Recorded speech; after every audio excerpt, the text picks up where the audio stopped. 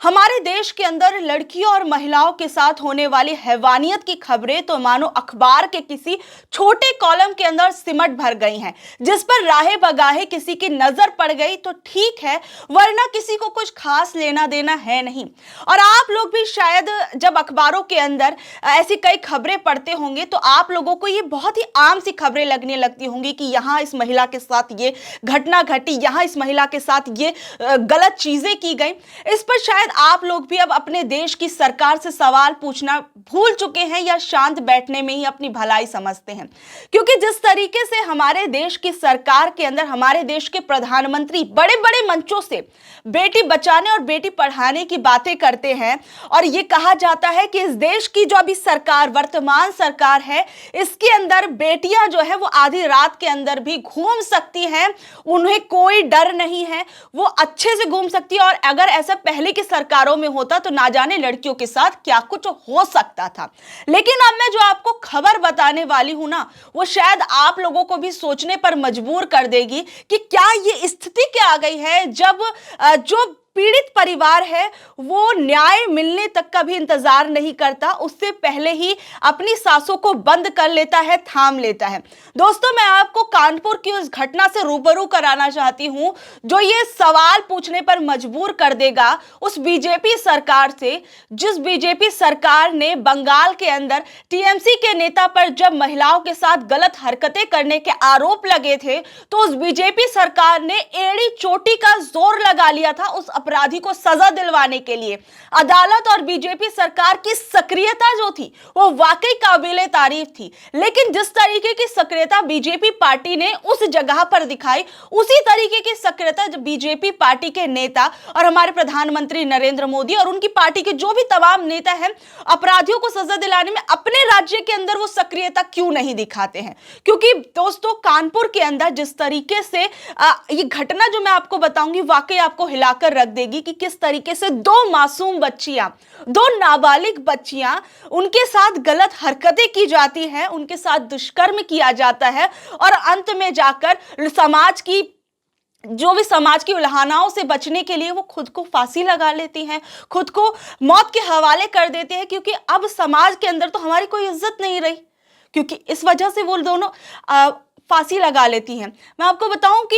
एक 14 साल की एक लड़की थी और एक 16 साल की लड़की थी। सोचिए, नाबालिग उम्र की ये लड़कियां थीं जिनके पिता जो थे वो ईंट के भट्टे पर काम करते थे। ये दोनों ही बहनें जो थी ये सगी बहनें नहीं थी, लेकिन ये आपसी रिश्तेदारी के अंदर ये बहनें थीं। तो इनमें से एक के पिता जो थे वो ईंट के भट्टे पर काम करते थे और इसी ईंट के भट्टे पर काम करने वाले कुछ जो इसी ईंट के भट्टे के अंदर जो कुछ उसके मालिक वगैरह थे, उनमें से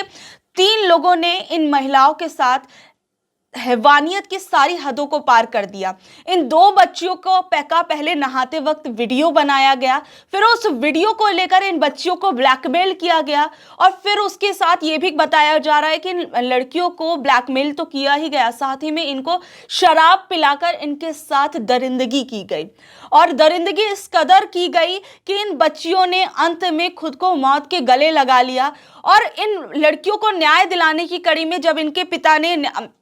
न्याय की मांग की प्रशासन से, तो इन पर दबाव बनाया गया, सेटलमेंट का दबाव बनाया गया, ये आरोप लगाए जा रहे हैं। और जब पिता ये सब कुछ नहीं झेल पाया तो उसने भी खुद को मौत के हवाले कर दिया। सोचिए किस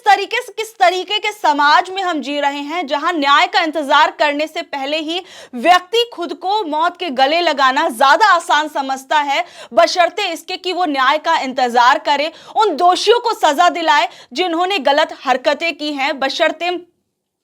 सोचिए, ये सवाल जो है बीजेपी पार्टी से पूछा जाएगा कि आपके राज्य के अंदर डबल इंजन की सरकार के अंदर इस तरीके से 2 मासूम बच्चियों के साथ इस तरीके का दुर्व्यवहार किया गया, दुष्कर्म किया गया, उसके बाद न्याय मिलने का इंतजार करने से पहले ही पिता ने खुद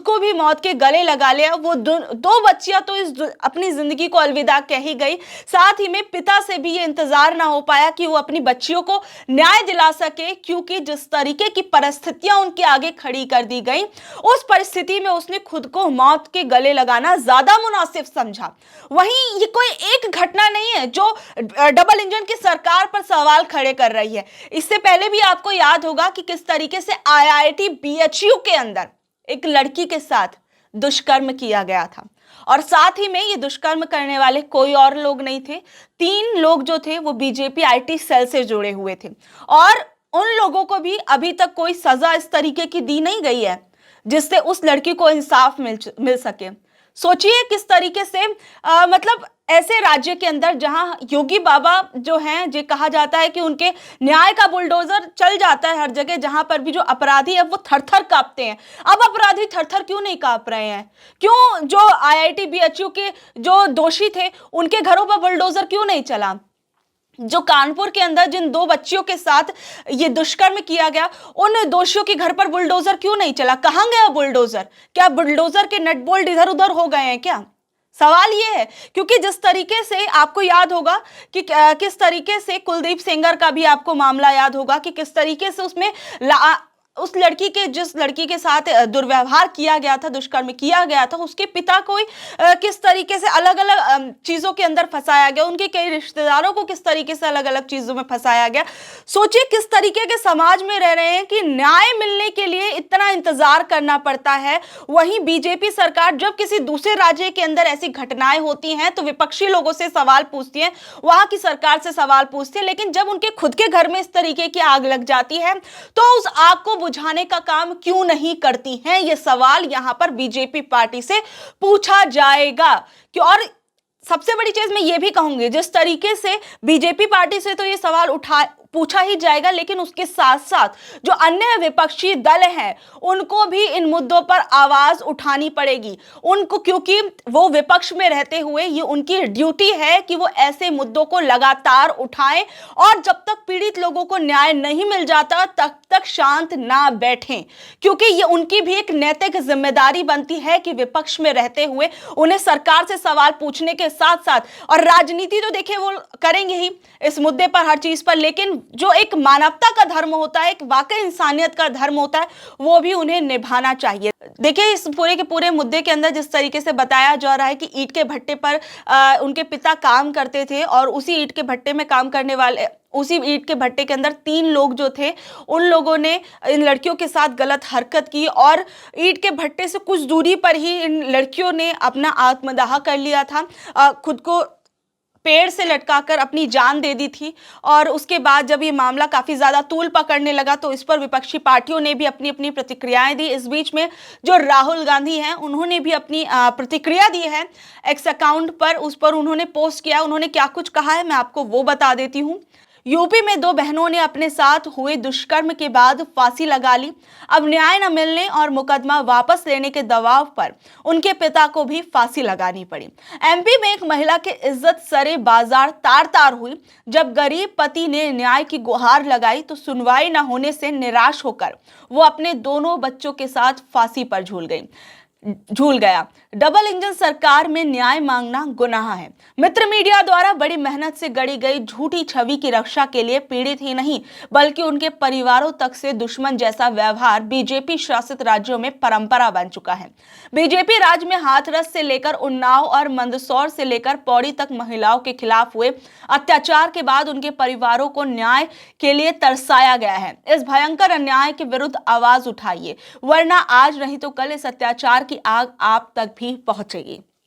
ये राहुल गांधी ने ये ट्विटर पर पोस्ट किया है। साथ ही में देखिए दोस्तों, जिस तरीके से इस पर विपक्षी लोग तो अपनी प्रतिक्रिया दे ही रहे हैं, लेकिन सवाल यहाँ पर ये उठता है कि जिस तरीके से स्मृति ईरानी जो है विपक्षी पार्टी के नेताओं को चिल्ला चिल्ला कर कहती हैं कि आइए हमारे साथ बहस करिए, आपकी सरकार में क्या काम हुआ, हमारी सरकार में क्या काम हुआ है। इन बहसों पर, इन पर जब वो बातें करती है तो उन्हें थोड़ी बात ऐसे मुद्दों पर भी कर लेनी चाहिए, क्योंकि वो खुद जो है महिला एवं बाल विकास मंत्रालय की मंत्री हैं, तो उनको खुद भी आकर इन पर अपनी सफाई देनी चाहिए। मणिपुर के मुद्दे पर वो शांत रहती हैं, जब इतनी विभत्स घटना हो जाती है, लड़कियों को नग्न कर कर उनकी परेड निकाली जाती है, तब वो कुछ नहीं बोलती हैं। लेकिन जैसे ही ये बात किसी दूसरे राज्य में, जहां पर वो कोई गैर बीजेपी शासित राज्य है, वहां पर वो खूब बातें करती है। लेकिन इस तरीके का ये दोहरा मापदंड क्यों है लोगों को न्याय दिलाने के लिए? ये सवाल अपने आप में उठता है कि आप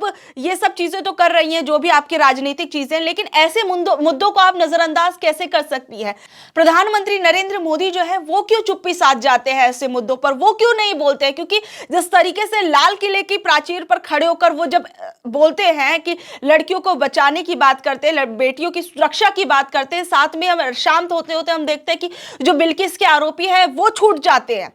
अब भले ही और किस तरीके से छूटते हैं ये सब चीजें आपने देखी होंगी, खबरों में हमने बताई, हर चीज बताया है कि, लेकिन अब फिर जब न्यायपालिका का जब हथौड़ा चला तो अब फिर से वो आरोपी जो है जेल के पीछे। लेकिन इस तरीके की चीजें क्यों जाती है? पहली बात तो ये कि जब न्याय मिलने में ही इतनी देरी लगती है और ऐसे में आप आरोपियों को खुला छोड़ देते हैं, ये अपने आप में सवाल है। लेकिन सवाल जो है बार बार अब ये पूछा जाएगा, क्योंकि कानपुर के अंदर, योगी राज के अंदर इस तरीके की घटनाएं हुई हैं, 2 मासूम बच्चियों के साथ जिस तरीके से हैवानियत की गई है, उस हैवानियत के बाद उन 2 बच्चियों ने अपने प्राणों को अपनी शरीर से अलग करने में भलाई समझी और वो उन्होंने इस दुनिया को छोड़ दिया। लेकिन अब सवाल यहाँ उठता है कि क्या इस देश के अंदर ऐसी घटनाओं पर जो देश की सरकार है वो ऐसे ही चुप्पी साधे बैठी रहेगी? क्या सिर्फ जो लड़कियों से जुड़े हुए मुद्दे हैं, दलित लोगों से जुड़े हुए मुद्दे हैं, आम आदिवासी से जुड़े हुए मुद्दे हैं, अगर ये गैर बीजेपी शासित राज्यों के अंदर उनके साथ कोई घटनाएं होती हैं, तब क्या बीजेपी बोलेगी? अपने राज्यों पर वो क्यों चुप्पी साध लेती है? ये सवाल सबसे बड़ा सवाल है। और साथ ही साथ में देखिए, जिस तरीके से ये घटनाएं हो रही हैं, इस पर अब आप लोगों का क्या कुछ कहना है, नीचे दिए गए कमेंट बॉक्स में जरूर बताइएगा। और ऐसी अपडेट से जुड़े रहने के लिए जरूर हमें देखते रहिएगा। धन्यवाद।